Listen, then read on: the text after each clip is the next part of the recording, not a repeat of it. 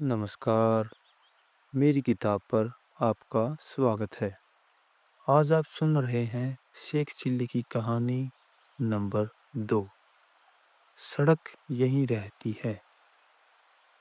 एक दिन शेख चिल्ली कुछ लड़कों के साथ अपने कस्बे के बाहर एक पुलिया पर बैठा था। तभी एक सज्जन शहर से आए और लड़कों से पूछने लगे, क्यों भाई, शेख साहब के घर कौन सी सड़क गई है?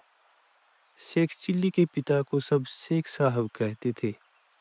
उस गांव में वैसे तो बहुत से शेख थे, परंतु शेख साहब चिल्ली के अब्बाजान ही कहलाते थे।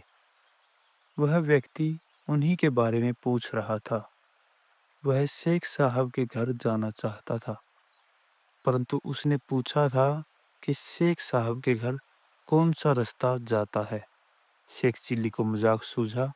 उसने कहा, क्या आप यह पूछ रहे हैं कि शेख साहब के घर कौन सा रास्ता जाता है? हाँ हाँ बिल्कुल, उस व्यक्ति ने जवाब दिया। इससे पहले कि कोई लड़का बोले, शेख चिल्ली बोल पड़ा, इन तीनों में से कोई भी रास्ता नहीं जाता। तो कौन सा रास्ता जाता है? कोई नहीं। क्या कहते हो बेटे, शेख साहब का यही गांव है। वह इसी गांव में रहते हैं न? हाँ, रहते तो इसी गांव में हैं।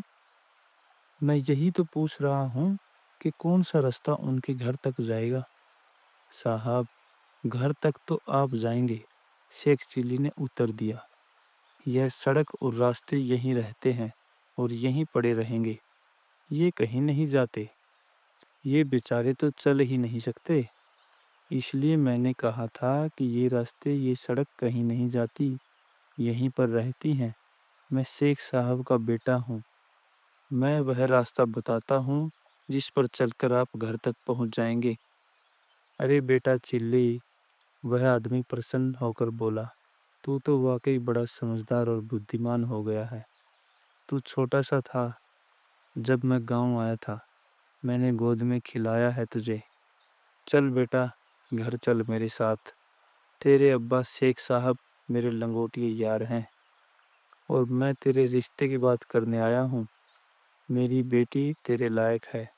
तुम दोनों की जोड़ी अच्छी रहेगी। अब तो मैं तुम दोनों की सगाई करके ही जाऊंगा। शेख चिल्ली उस सज्जन के साथ हो लिया और अपने घर ले गया। कहते हैं आगे चलकर यही सज्जन शेख चिल्ली के ससुर बने।